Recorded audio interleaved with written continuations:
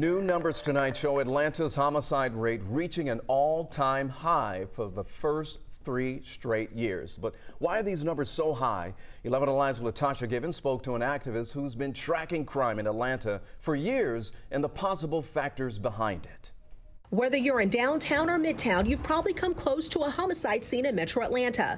Crime data shows Atlanta's homicide rate increased the last 3 consecutive years. It jumped 60% from 2019 to 2020, then just slightly in 2021. Now this year, we're outpacing last year's numbers. I think about people like,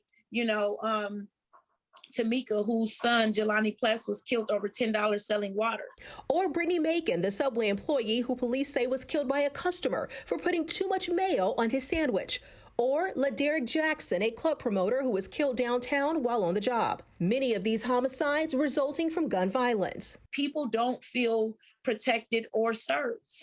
Community activist Sharp Bates is often at these crime scenes, standing alongside grieving families. She was chosen as a panelist by former Mayor Keisha Lance Bottoms for Obama's 21st Century Policing Task Force. She lists the main factors she believes have contributed to the high rate. So I think that the dynamics of Atlanta changed, the political climate, and the fact that we went through this phase where everybody had money and reality has set in, and food is high, gas is high, rent is astronomical. She says all these stimulants are fueling the homicide rate along with these factors. First, the number of people who relocated to Atlanta or came here to work during the pandemic.